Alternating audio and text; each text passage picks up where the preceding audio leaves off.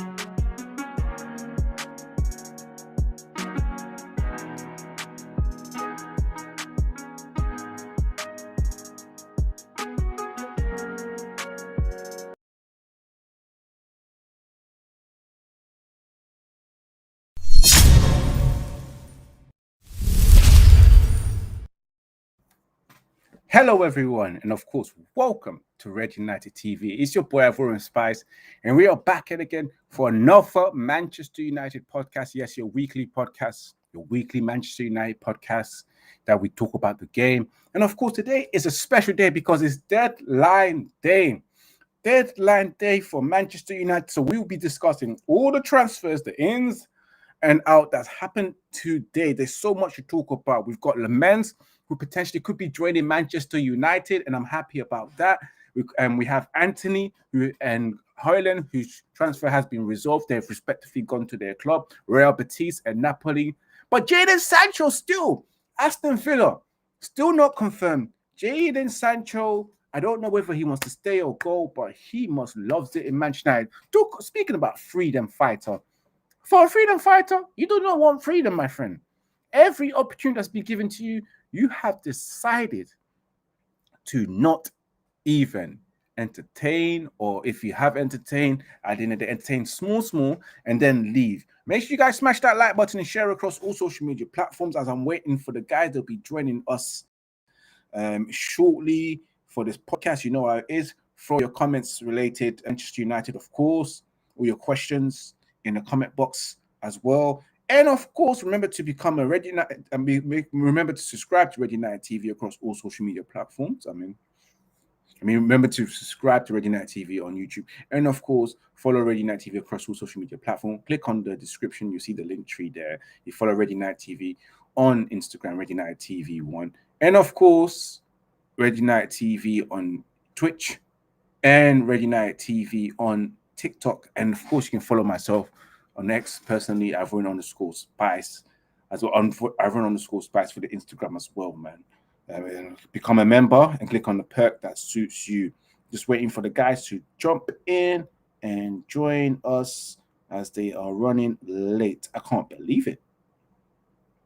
But so much to discuss, guys. We've got the match. We've got transfers.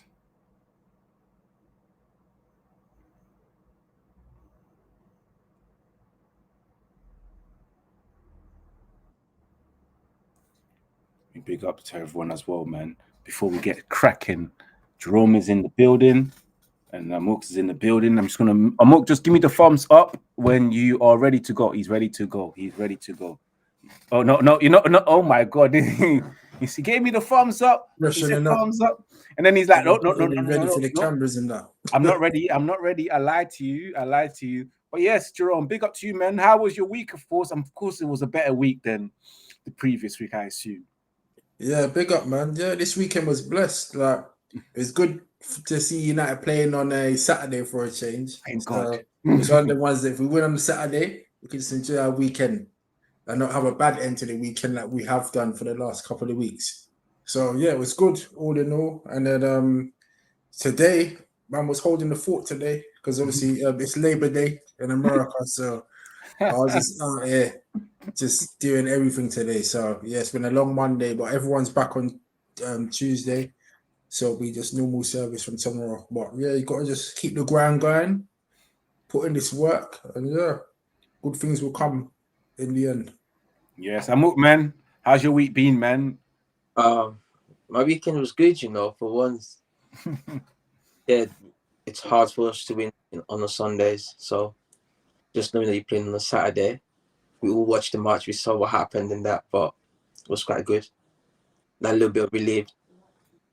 Absolutely. And those were wondering why does everyone Spice always speaks about Sunday? If you guys look at the patterns and the trend, Manchester United have not done well on a Sunday throughout the whole of last season, including this season. Sunday is a cursed day for us, where people forget that we're called the Red Devils. And Sunday is the Sabbath day. It's a holy day. And God doesn't favor us during that day. So if you're praying for Manchester United's success on a Sunday, God doesn't listen to that answer. And doesn't listen to your prayers as well.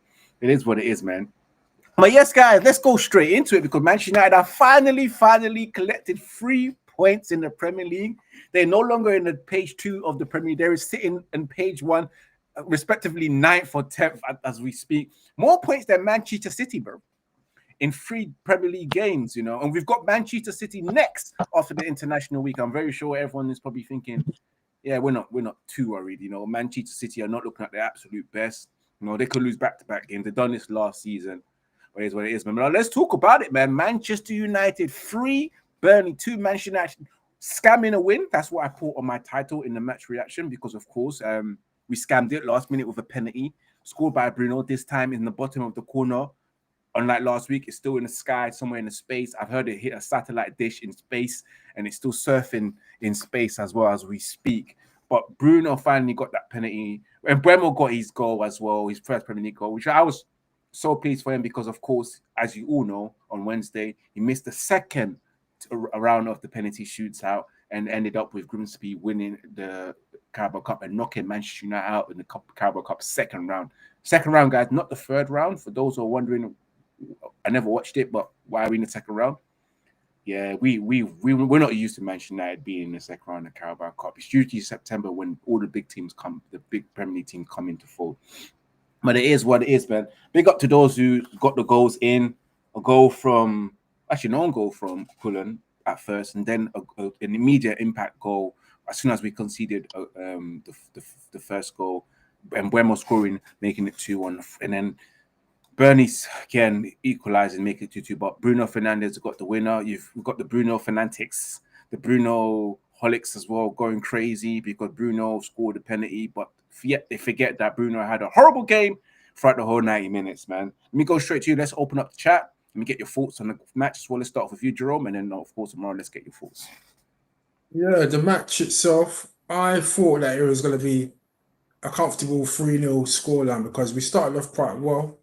But in the end, it ended up being a roller coaster and it ended up being a nervy end to the game. But in terms of the start, I can't complain. We're on the front foot. We're doing some good patterns of play. And it looked like we're up for it, especially from the disappointing result midweek at Grimsby. It looks like we had more energy about us and more enthusiasm to go out and win convincingly. And we're creating numerous chances. I know Ahmad missed a sitter. Who else missed? There was loads of chances. And Bemo had a couple of chances. I think one of them he made for himself as well. Mount had a good first half. He's putting some balls through on goal. And all in all, it was a pleasing first half. And then eventually, we got the goal for a set piece. I think it was Bruno that crossed it in, if I remember correctly. And then Casemiro headed it. And then it kind of ricocheted, I think, and then it just went in as an own goal. And then I just think to myself, can we not score just a clean goal from a United player? But I'll take any goal at this point. Obviously, then we went in at the break. Actually, before we went in at the break, Cunha got injured, and I'm just hoping that it's not a serious injury because we really need him. Because for me, he's been our best player since he's come to the club, and he's been one of the bright sparks, and he just gives us something different. And I played with those driving runs through midfield because no one else is doing that. So hopefully he'll be back shortly after the international break, and then we come into the second half, and then it was a bit of a lethargic start to the second half. Burnley were getting into the game, and they started to create chances, and we were a bit lackadaisical in defence. And then they equalised because our defence was missing. I don't know where Dallo was. They had so much space on that right-hand side. It was ridiculous.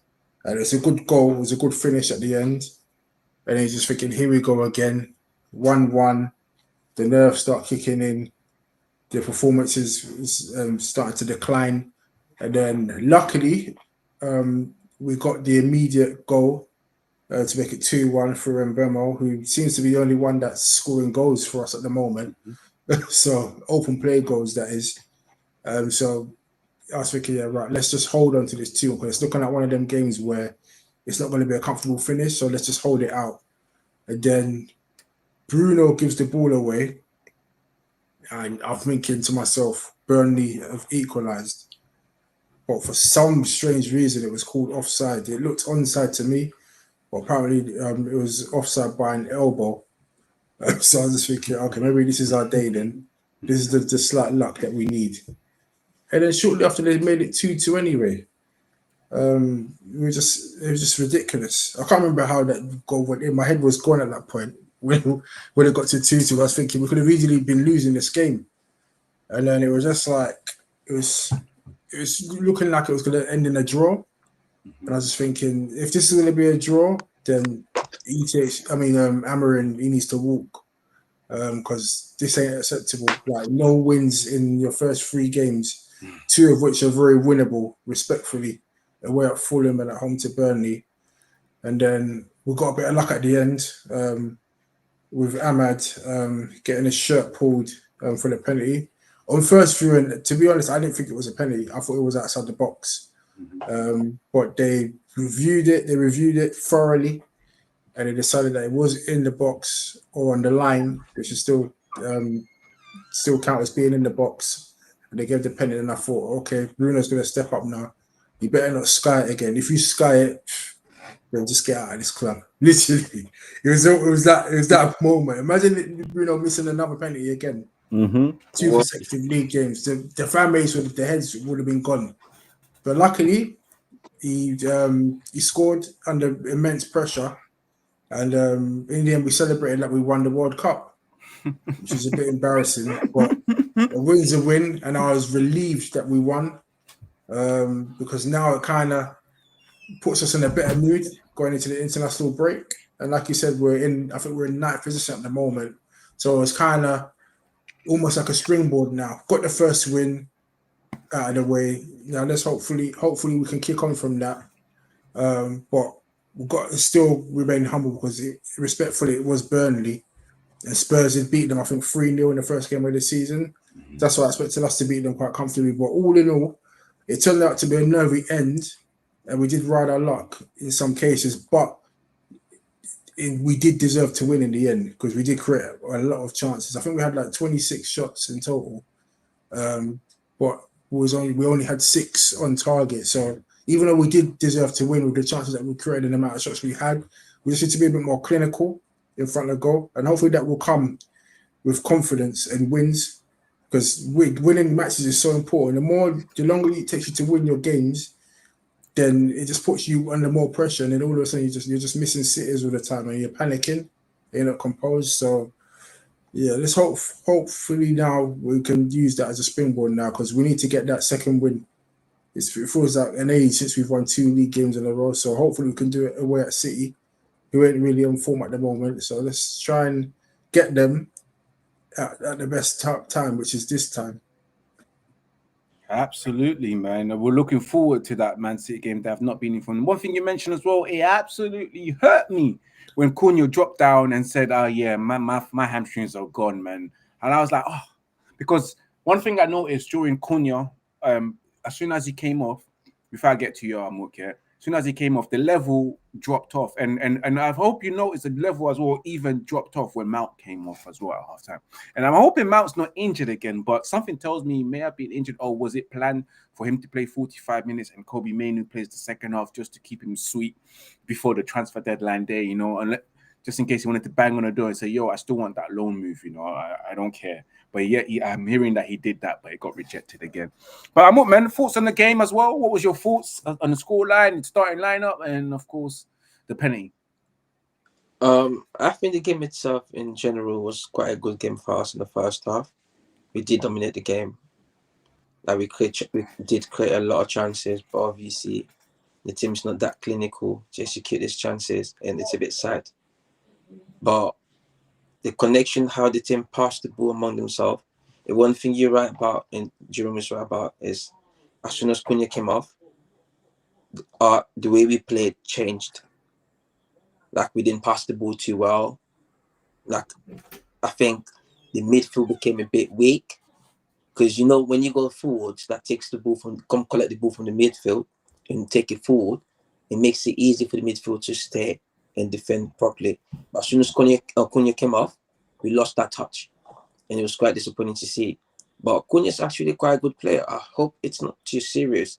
But hamstring injuries is something that worries me a lot as a fan because you don't get to see the best of your players. And Mr. Evans mentioned something as well that about missing Mount. This is the reason why I've always liked Mount. Give Mount the opportunity to play football when he's fit. He knows how to connect the play. It brings in other people into his play. And Bruno does have the goals and assists, but Bruno does not bring other players into play. He's always trying to do these Hollywood passes and stuff, which sometimes work. And when it works, it looks beautiful. But he does it a lot and loses the ball all the time. But the way we played in the first half was quite good. Obviously, like what man said, the quality of how we played dropped dramatically in the second half. And that's what gave them chance to even do whatever they did. But like Jerome said, later part in the match, like the last 10, 12 minutes, we did dominate a lot, create a lot of chances. So either we deserve to win the match. But this is one thing that upset me about Amron. We can see with Amron, we've been able to create chances. And we've got all these quality players among that play for Manchester United. Are we trying to say that Amron can let one person like build a system? Because we're creating the chances already, you know. Like how many games in? 3 games. Arsenal was 22 shots. The last game was 26. We've been creating chances. We need that killer, the execution. But hopefully Amron can kill it. But I lost hope in Amron though. And maybe that could help. Absolutely. I don't blame you losing your faith in Amron. And Amron was about what 1 or 2 minutes away from the whole of X breaking down saying Amron out. I'll be honest with you, because I'm like Jerome. If this was another draw, like I'm already Amron out. Like I already said it. I can't go back. I can't do a U-turn. It would have just made it even worse because 3 games, pre-Premier League games in a row, and 2 points out of a possibility of 9, and you want to show that you are the right guy, and you told us that we will no longer suffer, and then you come back to saying us that we might suffer. I don't know if suffer it's just something that you like to say in part of the vocabulary, because I feel like it is. Yeah, he just uses the word suffer in general for stuff like that. So that's what I've noticed about him. But if we would have drawn, man, oh my God, I couldn't imagine the rapture. And there'll be some serious talks and conversation during the international week. And I believe there probably still will be some some talks within the club and the boards with Amorim over the next couple of weeks during international week. And probably tell him, listen, you got this set amount of games left.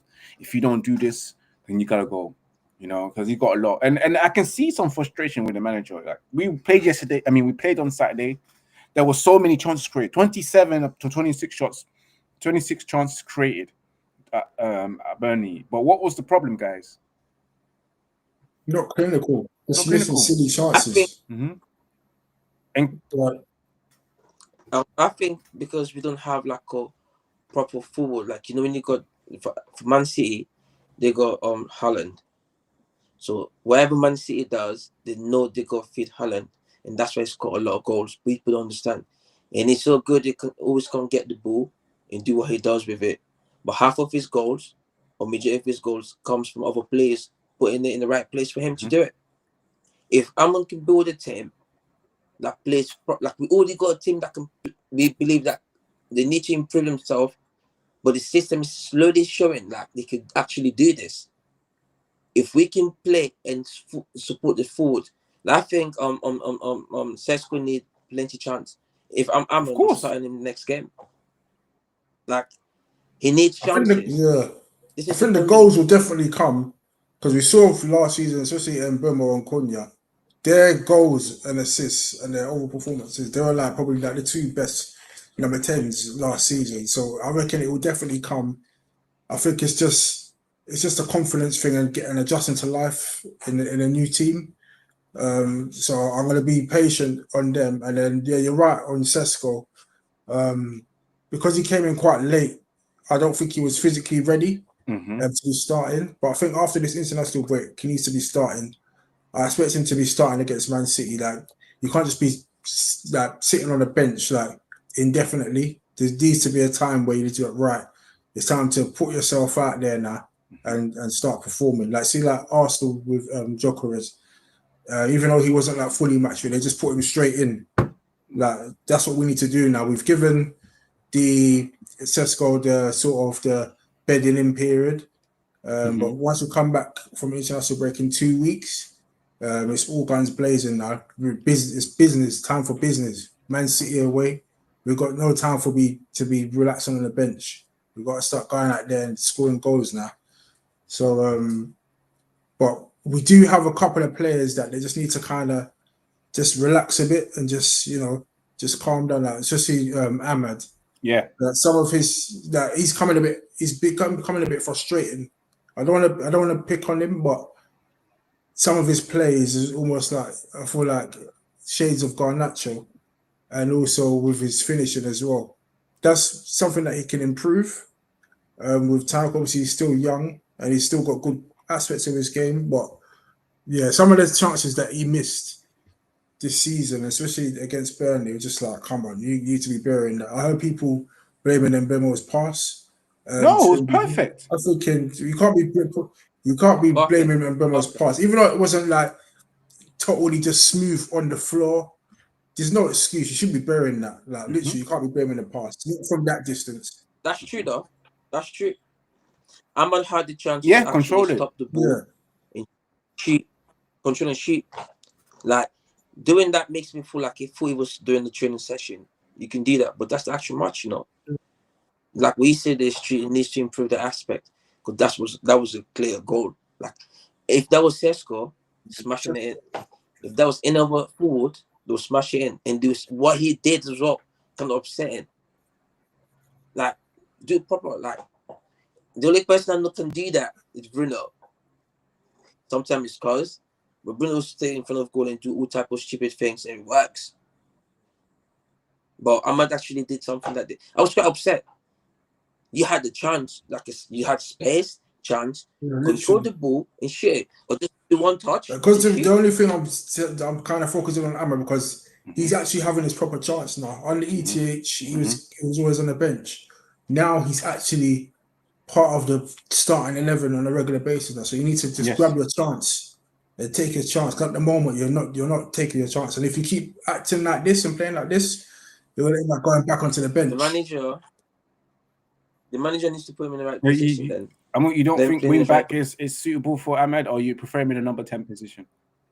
I think it's suitable, but if I was Amran, I can also use him at number 10 because Cunha can do wing back.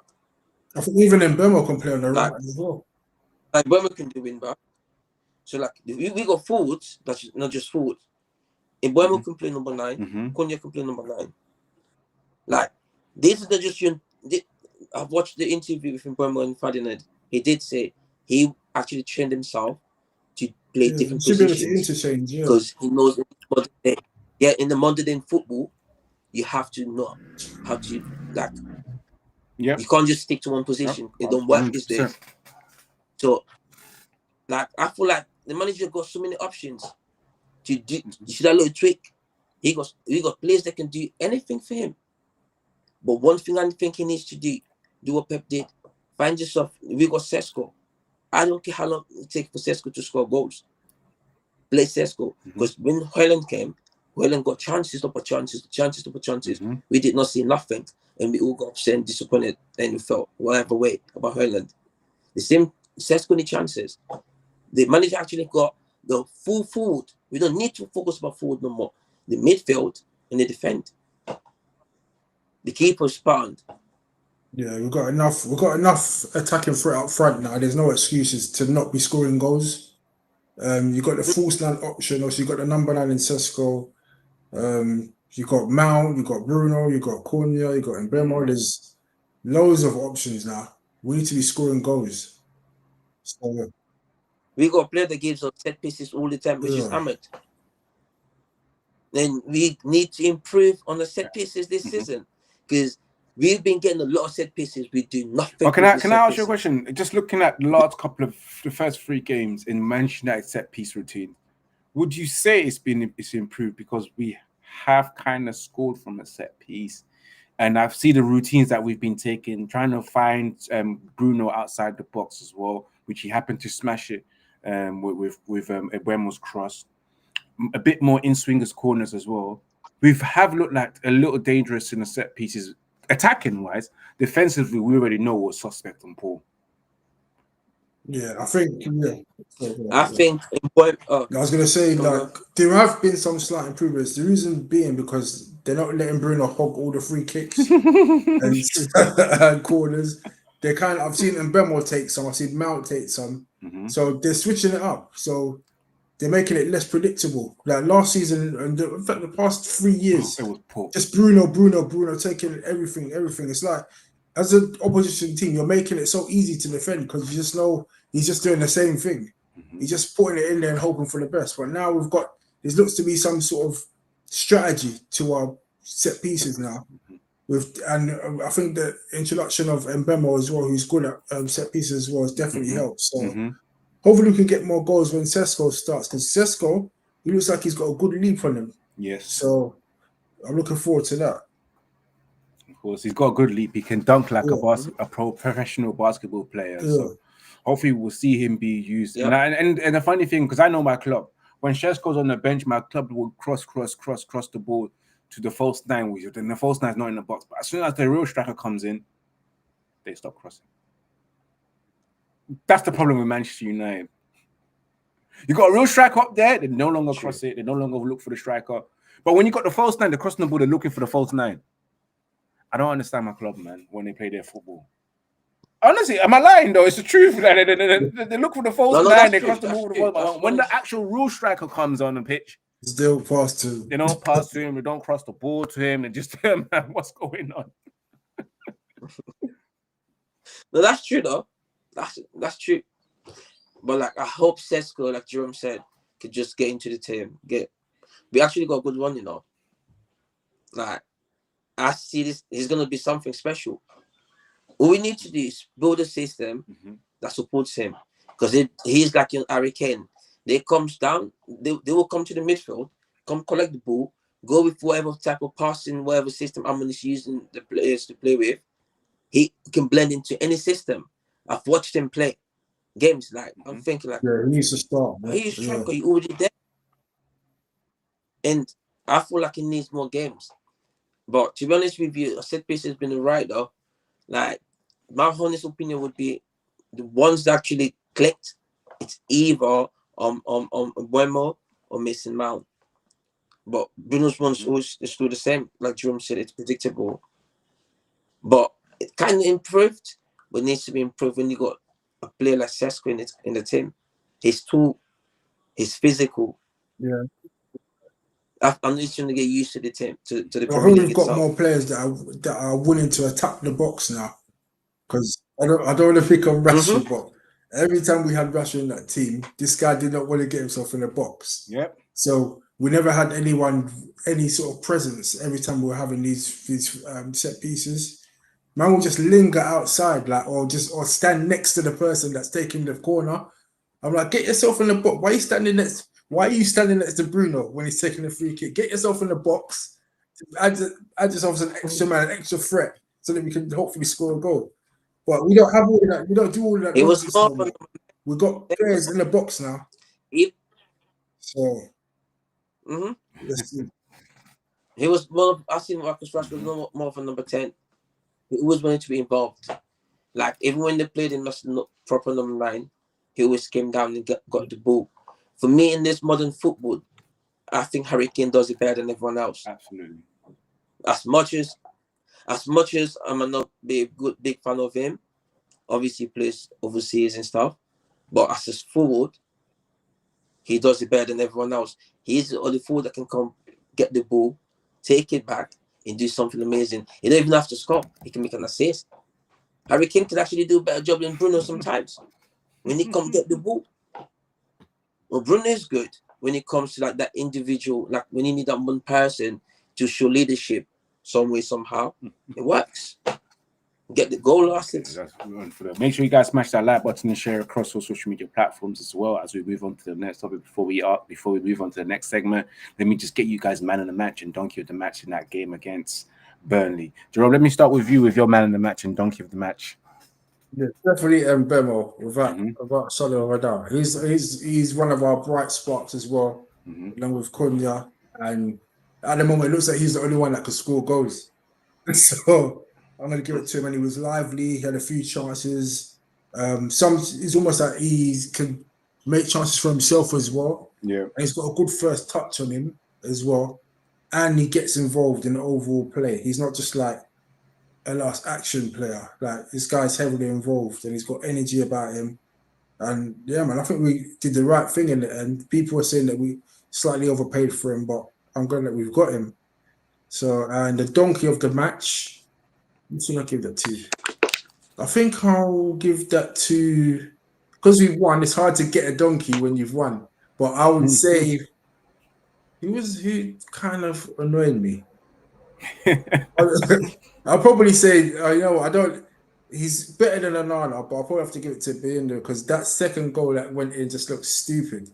Like, one of our goalkeepers, when they can see goals, it just looks like you don't know what you're doing. You're just a makeshift goalkeeper that asks to fill in. Well, because you ain't got any other goalkeepers. Because like when the ball went in, I can't remember what it just kept ricocheting off people. I think it mainly, and then the ball was already in the net, and then Binder still tried to dive in again. I was like, the ball's in the net, mate. Like, looking like a chicken and go. I think there's no goal line technology out here. Like, he can scam the ref. That's what I was thinking. Because I was like, the ball's in the net, mate. Like, what you did? Like, and he just needs to have some presence. Like, I reckon his overall package is better than Onana. But every time I see him, he just looks like a weakling in goal that anyone could just jump on and just barge him, just bully. He's just there, and he doesn't talk as well. There's no commanding. Voice. There's no commanding. I remember that Peter Schmeichel and Van der Sar, they just shout at their players. Like, there's the custom, say, move, stand over there, or do this, mark him, or guys, focus. Like, they used to say all of this sort of stuff in it. They don't mind beefing their own players to make sure that they're doing their job. That's a world-class goalkeeper. Commanding in your area is key to win trophies. Literally, yeah, but just Binder just stands there. He might as well be invisible. Like, there's just no presence at all. So that second goal annoyed me, but he wasn't as bad as he was against Arsenal. Because that Arsenal goal, it just looks too timid. So hopefully the goalkeeper that we're getting in is going to improve us, even though he's a bit inexperienced. But it can't be that hard to get an upgrade on these goalkeepers that we've got at the moment, surely. Well, yeah, I called him a donkey, but This is he did all right overall because we won the game. I mean, who's your man in the match and donkey of the match? like, I would say Bournemouth as well, you know, because I just see him as a go-getter, and I don't want to gas it too tough. I think you see how Liverpool could see that got Salah. We've got a similar type of player that's actually good on the ball, could take the ball and take that. He dribbles so good. Everything he does here makes it look easy, and I think we haven't seen anything from Mbeumo yet. He's trying to get used to the club, but he's going to do well. Remember, I did say when you asked the last show, he is the signing of the season for me. I did say Mbeumo, as much as like Cunha, but it's Mbeumo. And Donkey, to be honest with you, I would say Bruno. Like, as a captain, I understand you want to show passion after the last goal, like when the penalty, but you should have conducted yourself, show passion in a different way. Like Jerome said, my mom was celebrating like he won the World Cup. You did nothing all March. You just got given a penalty, and because you missed the last one. I mean, I'll give him. And even the goalkeeper conceded the second goal. I understand people might blame him per se, but the ricochets were just too much. Like, one thing I think about this keeper, I think he's clumsy. And this is where, if we do have a good keeper or managers, they can work with him. It's way better. Like, one thing that I don't know if you lot seen from the goalkeeper distribution, it's been good this season. He's been able to actually distribute the ball better. And when you want to play this modern football, that's what you need. And that's the reason why we sold De Gea. So if you got someone, I would say, like, if the club wants to sell him, fairs, but keep him, let the coaches work with him, build his confidence, like your man said, this week. His mentality is a bit, that's why I say he's clumsy. Because all he goes is just like laughable. Like, he's like, how could you? But you can see, like, you get what I mean? Like, but he's a way much better keeper than Onana. Onana does it deliberately, I think. The goals are just stupid. Yeah. But right, look, like, I think everything, like, the keeper had to be blamed as well, though, because he could have pushed the ball way forward, but not push back into the play. Yes.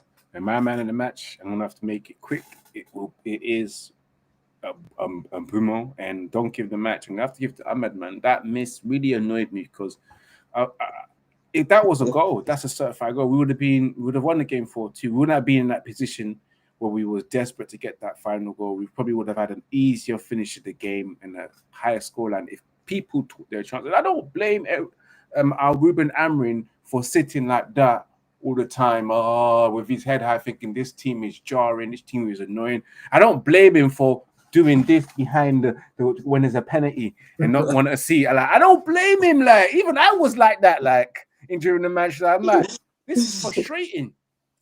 Like, how many times does the coach have to coach you to get from the ball from plan A to Z? But when it gets to Z, this is where you just let him down. Like, there's some understanding when it comes to the managers. Like, I've seen the first 3 games against Arsenal, we create a hell of a lot of chances. Yeah, what was the problem? We didn't score our chances against Fulham. We created a hell of a lot of chances. What happened? We didn't take our chances. Against Grimsby, we created a lot of chances. What happened? Even though they outplayed us, we didn't take our chance. And it's the same thing with Burnley. So I can see that the chances are being created. I can see that the coach has actually coached them to try and get some goals. But it's just the players sometimes. But again, the coach needs to fix up as well. Like, that system as well. It's also invites on pressure. So I can understand the manager's frustration, and he's right to be rolling his eyes, looking at the sky, swearing and cursing, thinking like, these guys are shit. And I can understand him saying, sometimes I love my club, sometimes I hate the club. I feel the same way. No. Sometimes I want to support this club, sometimes I don't. It's a love and hate relationship with Manchester United. So I can relate with the manager. But let's move on from that as well. Let's go into the transfer situation. It's deadline day for those who are watching. Smash that like button, share across all social media platforms. For those who are watching on audio platform, make sure you subscribe to Red United TV on YouTube and become part of the family as well. But yes, deadline day. Manchester United have made some moves a move's going out and a move going in as well. Over the weekend, the confirmation of Alejandro Garnacho's transfer, 45 million, or was it 40 million plus add-ons and plus 10% sell-on clause as well, was confirmed. Garnacho sitting on the side, basically replicating his celebration with Manchester United, which is crazy, man. I remember a couple of years ago, you know, last season where we had the trio of Ahmad. Kobe, Antony, and HOJLUND. I mean, Kobe, HOJLUND, and Garnacho. I remember, and then Ahmad joined as well. But that free picture now, there's two X's in there. A year later, who would have thought that they would have left? Because they was known as unsellable at one point. Like, and I can't believe we actually sold them. But Garnacho leaving, transfer done. Let me start off with you. I'm quickly. We got a couple of players to go through. Thoughts on the Garnacho leaving Manchester United? I know you liked him, and I'm sure you're sad to see him go to Chelsea. Maybe he might do well, maybe he might not, you know. But I hope with Garnacho, he needs to improve in his attitude and the way he behaves himself, because I don't think Maresca is that type of guy, and Chelsea are not that type of guy, you know. Not that type of team to just accept this bullshit. So your thoughts on Garnacho leaving and the fee as well? I'm just happy for him. I'm very happy for him, because for you to ask the club, do you want to leave based on everything, like we said, we could all speculate, pointing finger at people, but him doing the move in the team they wanted to go to, went to the club as well. I'm happy for him. Like, it's hard. I'm going to have to hate Chelsea for some reason, because I always like Chelsea when they play against other teams, especially in London. So, I don't know. Like, it's going to be one of them things that I can't even watch Chelsea play just because I don't want to see Garnacho. Understand that. I hope them. For me, because we know our business with Chelsea, I'm not really happy with the businesses that we do with Chelsea. You know, we've always given them some good stuff in terms of money, and they've always given us crap in return. You know, even to buy on player, they don't want to give us the full. But when it came to Mason Mount, I've always complained. 1 year left, we bought him for 60 million. We bought a lot of their scrubs, and we ended up being frauded. I hope Garnacho, and when he doesn't make it to first team, cause a lot of trouble. You know, go on social media, cause drama. You know, I really hope Garnacho does Definitely that. will. Because I've had enough of Chelsea. And Chelsea will sell Garnacho probably after 2-3 seasons. Most likely 2 seasons. Yeah, they're going to flip him. Well, and they might get 80-90 million. And we get 10%, man. We get some 10%. Yeah, man, we'll get some of that. We'll get some of the power. But the thing is, right now, the kid, like, but either way, for me, it's a good deal, though. At least, because at the end of the day, we did say players has to go. It might not be the players that we want, but if the club has to do some business so they can buy and sell, buy new players as well, why not? Because remember, next season, the beginning of next season, the thing is going to come in. So if we did any transfer that's not cool, we might get fined. So the transfer helps. Why not? It might be small, but I'll take 40 million. One thing about the Garnacho thing I was going to say is that he's going to realise quickly that, like, obviously Chelsea are a good club. They're in the Champions League. They're going to be competing for top 4 and stuff. But he's going to realise that he's not going to get that same clout as he did when he was playing for United. So he's going to be doing all this social media posting, all of this stunting, all of that. No one's going to care. Trust me. The status is going to go down. Jerome. He's got 11 million YouTube, Instagram followers. Yeah, I don't know how for his age, because I don't think he's. But I unfollowed him yesterday, and I think a lot of Man United fans probably unfollow him, and because you know the Man United make a lot of that social media account go pop, but once you leave, it can go down. Yeah, literally. As soon as you sign for Man United, he's just gonna get popularity, your status, everything goes up. Followers, it's the start. You leave United, it goes downhill. I bet you. No, Jerome, I disagree. Is it because he's appealing? I know why. Because he's appealing to the young players, because you know the young players kind of like him. Exactly. He's like but for us, for someone like me, I'm following. Once you leave, I never did follow him. All I see is his nonsense posts on social media. But I hope for his sake that he does well. Because if he doesn't, then Chelsea are going to get rid of him. You know, Chelsea don't mess about when it comes to selling players. They will get rid of him within 1 season. If Garnacho was shit this season, they'll get rid of him next season. Like, they don't mess about. So it's going to be interesting to see if he can get into this team and be consistent, because let's be honest, Chelsea are a better team than us at the moment, and they've got a better overall squad because they invest heavily every season. So if he can come into that team and cement his place, then fair play to him. But it's going to be very difficult for him. But in terms of the transfer fee, I'm satisfied with that. 40 mil plus £10 million in add-ons. I mean, £10 million sell-on fees. So not 10%. Yeah, sorry, 10% sell-on fee. 10%. I think that's a decent deal all round, because Chelsea was saying they only wanted to pay 25 mil for him at one point. So we got that up. We did a good compromise. So yeah, but I'm just disappointed that we didn't do more business today. Yeah. Has the Lammens still even been confirmed yet? It hasn't been confirmed yet, but we can go straight into Lammens. Of course, Manchester United this morning were interested in 2 goalkeepers. So they were in talks, agreed personal terms with Martínez as well from Aston Villa, and of course agreed personal terms with Lammens last week, but was unable to agree a suitable fee. Of course, Royal Antwerp wanted a bit more than what Manchester United were offering, about close to 25 million euros. Manchester United have agreed an £18.2 million deal to sign the Royal Antwerp goalkeeper. Lammens as well, who's 6'5", and very good with shot stopping as well, and distributing from the back as well, and doesn't do the stuff that Andre Onana does. Andre Onana will try and make saves for the cameras, where Lammens will just save the ball. Instead of putting out for a corner, he will catch it and stop these spectacular saves. So Manchester United, it's true, no, that there's goalkeepers that do things for the cameras and they end up conceding on goal because you flicked on for a corner. I've been there, man. At Ivory Coast, our keepers are doing show. Yeah, I like doing the show. goalkeepers. Yeah, man. But yes, Manchester United. It's going to be announced, of course. Just probably the paperwork so just needs to be finalized and done, and then they'll confirm it. Even though the deadline day has passed in the 7 p.m., there'll still be some deals that will be later on clarified and cleared during the end of the night and tomorrow morning. But yes, Manchester United finally has signed a new goalkeeper. You know, the days of Andre Onana and Bayinda could come to an end, man. I'm not too sure if you guys have seen any footage or any videos of Lammens. So what was your thought in general? If you haven't seen anything, what's your thoughts in general about the transfer of Manchester United signing a new goalkeeper? I'll be honest with you, I haven't seen not one footage of him. I'll be honest with you. But obviously, going by the feedback of what people are saying is that he's a young, up-and-coming goalkeeper from the Belgian league. He's getting bought 23 years old, so he's got some experience. Yeah, he's had his first experience, one full season at Antwerp, and in terms of his technical aspects of his game, he's got all the fundamentals. He's a good shot stopper. He's good at distributing.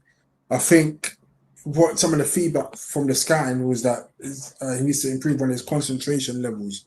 So there might still be some mistakes here and there, but it won't be at the level of what we've been seeing with Onana and Bayinda, where there's mistakes and then there's stupid mistakes.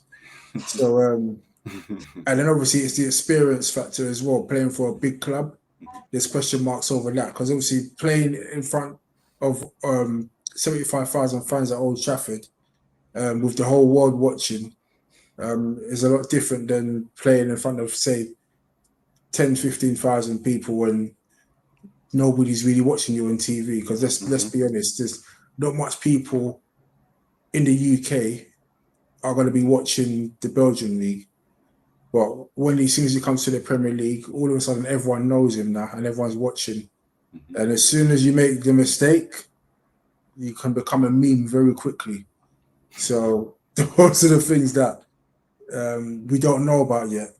Obviously, if we went for Martínez, we know that he's Prem proven. He's won trophies with Argentina, the World Cup and the Copa del what's the South American one? Copa America. Yeah, Copa America. So he's got experience at the highest level. So for him, he would have just been able to slot straight in.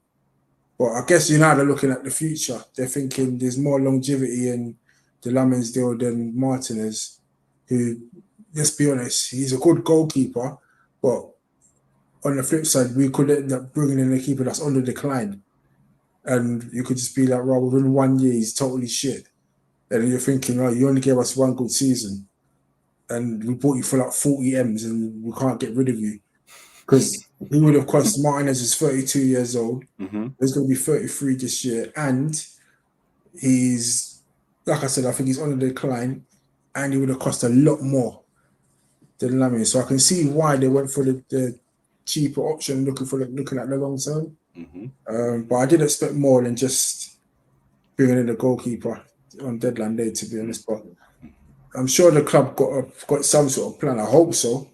For the January transfer window or next summer, because we can't continue with this midfield that we've got. But I guess we're out of the Carabao Cup. We've only got the Prem and the FA Cup. So it's almost like they're probably thinking, why do we need to buy another midfielder?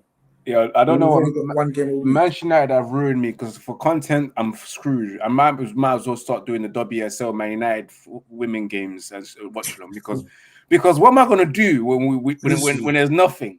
There's nothing. Just one game a week. One game a week. You might have to do what some of the other guys are doing. They're watching other teams play, watch-alongs and hate-alongs and all of that. Oh my God! More quickly, man. Your thoughts on the new signing before we move on to the rest?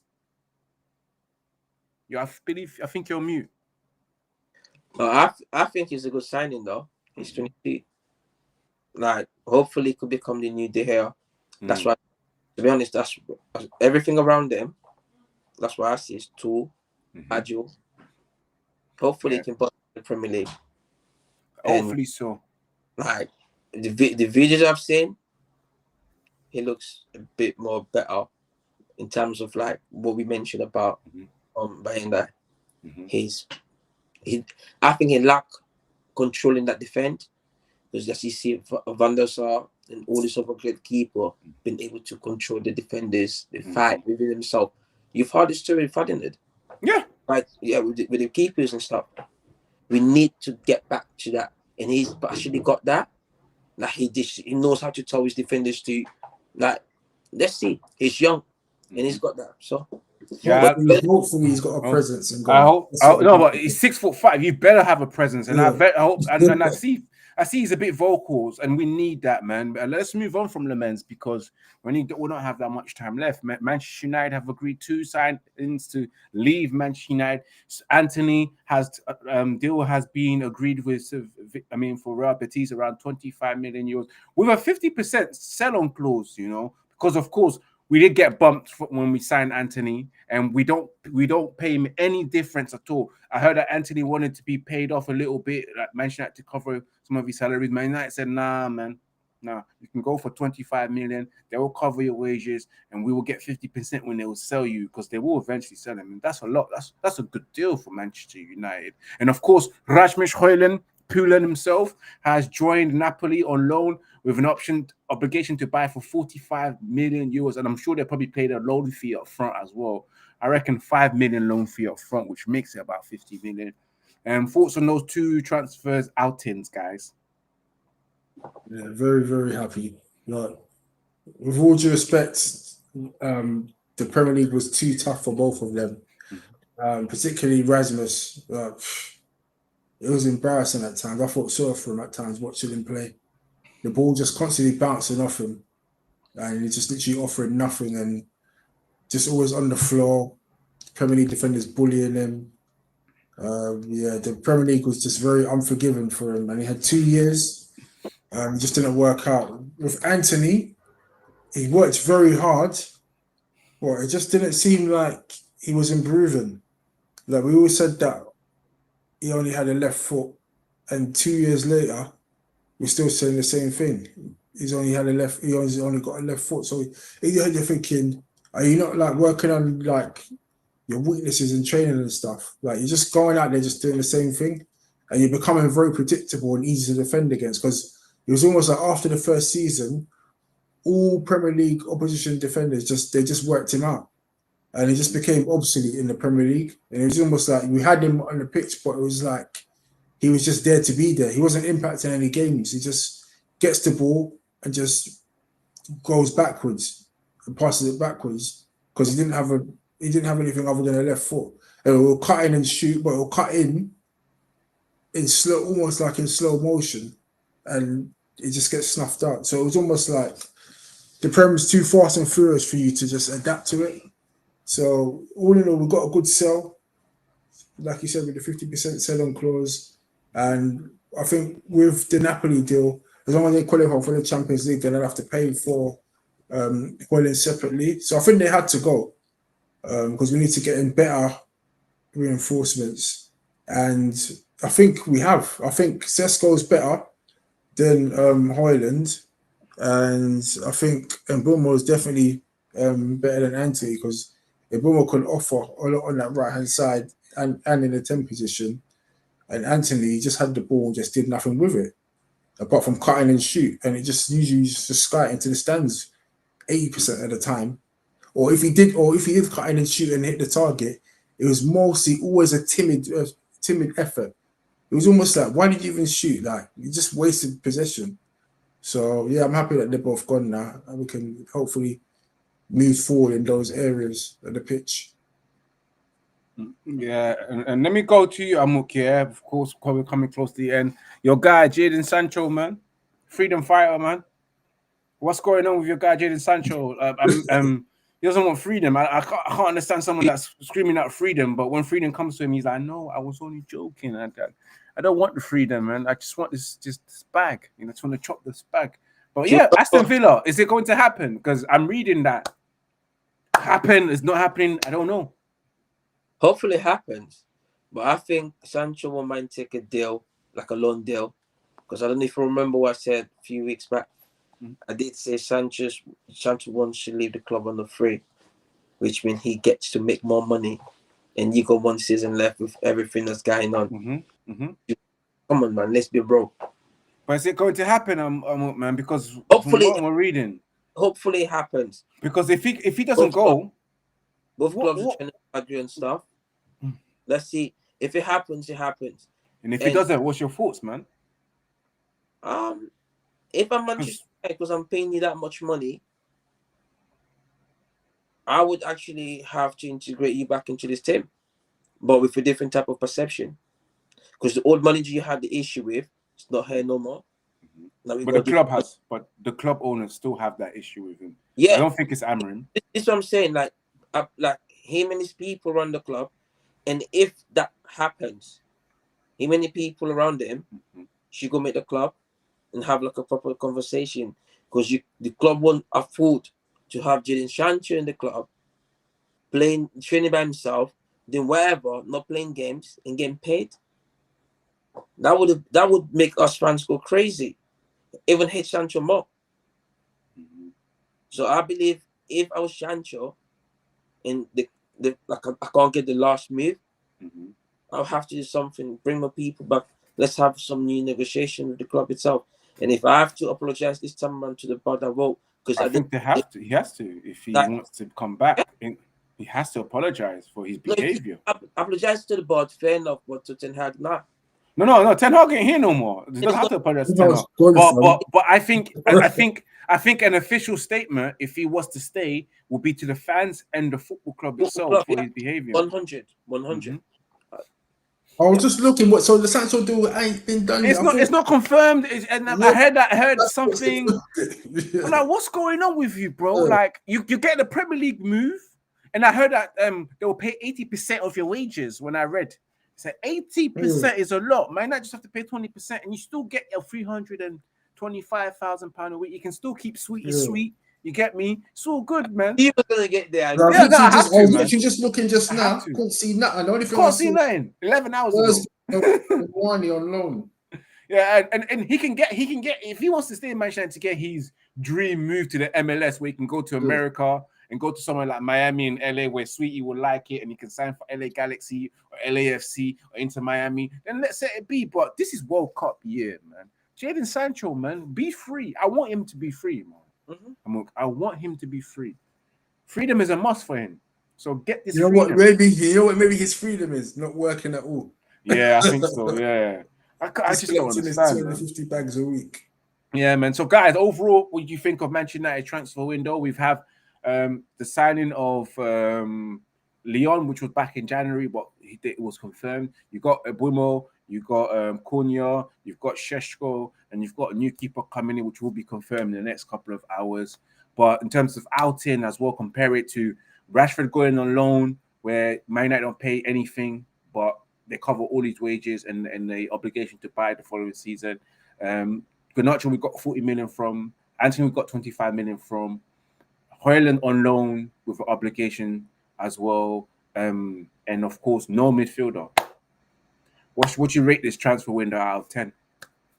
I'm gonna say 5.5 to 6. I can't decide out of 10 because we needed that midfielder, man. Like, I'm sorry, but I'm tired of seeing our midfield getting run through. It's been run through for the last 2-3 years. More than that, longer than that. Yeah, more than that. I'm just talking about under ETS, but even before that, when we had McFred, the famous McFred, under Oli, under Oli. Jose.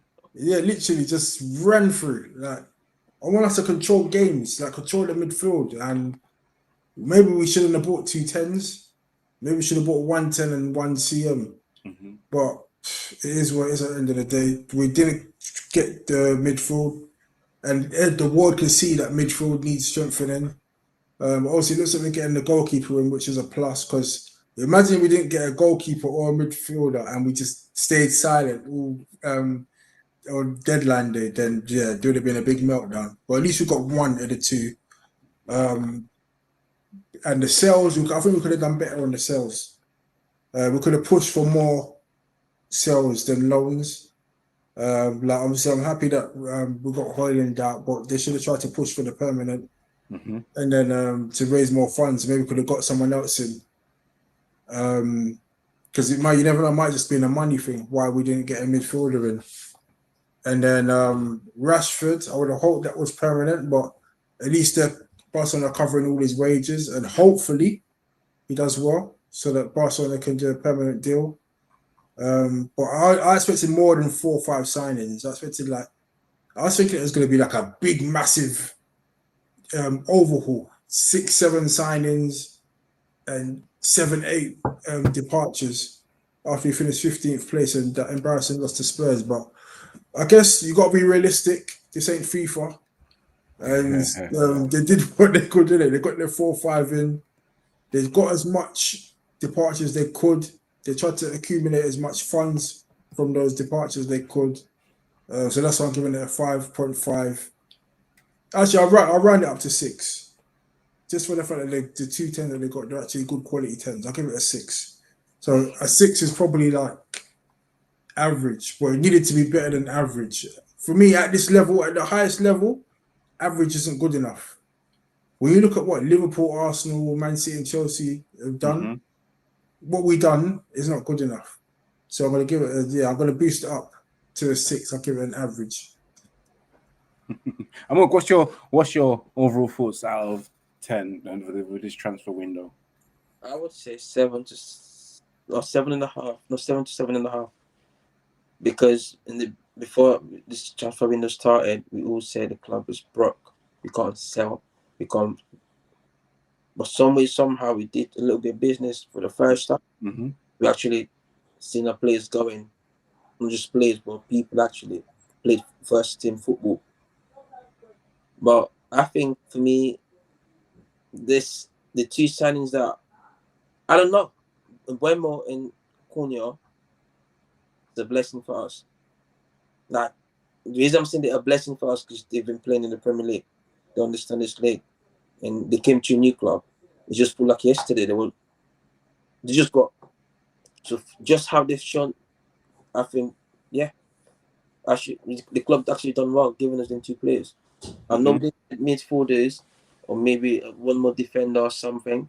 But even in defensive department, if Amman is good, they got solid defenders. We got Masraoui, we got Martínez. Euro. You got Maguire. Maguire, you got Delay.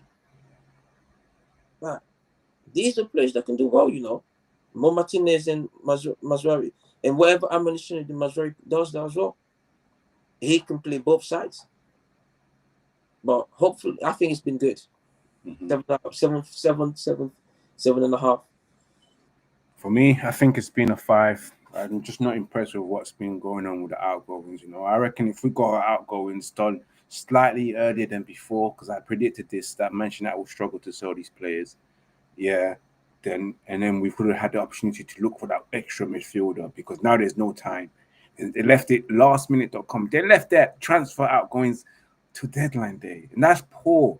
Poor from the owners, poor from the guys who work behind the scenes. Like, you really let us down, you know. And I know it's difficult. It's difficult to sell these scrubs, these deadwoods, you know. They're on high wages, and it's going to take a long time. And you, to the extent that you have to offer the club discounts, significant amount of discount. You couldn't even get a good fee for Antony. I think Antony could have been an easy 30, 40 million, but his wages are high. You know, you got Jadon Sancho, who could have been sold, but he wants to hold on to until the contract is done so he can get good money out.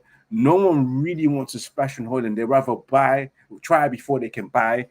Marcus Rashford's a try before they can buy as well. So for me, it's been a poor transfer window, because especially the fact that we didn't get that midfielder, and I've been screaming like Jerome has been screaming for control in that midfield. Yeah, because my manager don't want to start Kobe Mainoo, who can control the ball.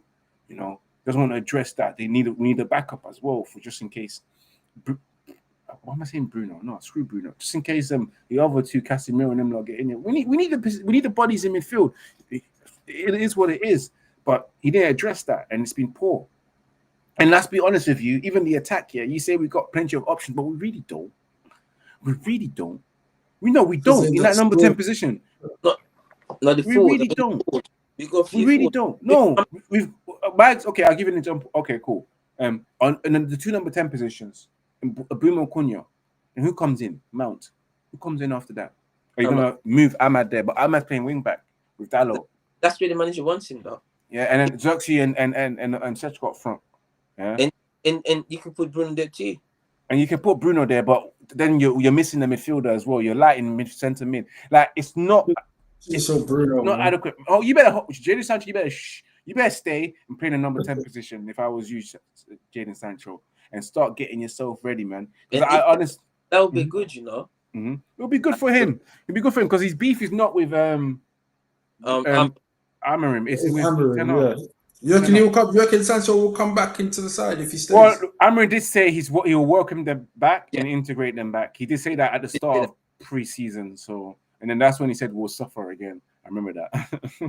But yeah, guys, smash that like button, share across all social media platforms. We have come to the end of the Catch Up podcast. Make sure you watch the Catch Up podcast across all social media platforms, and of course, follow Red United TV across all social media platforms, and the audio playback on Spotify, and of course Amazon Podcast and Apple Podcast. As we're back next week, I believe, but it is international break. Hopefully there's some news regarding Manchester United and obviously England as well to talk about, our beloved country. We're back again. It is what it is, international week. But that has been a beautiful show. As always, as I end the show, remember to keep it united, and remember to keep it Red United. Peace and love. We will see you next week, Monday.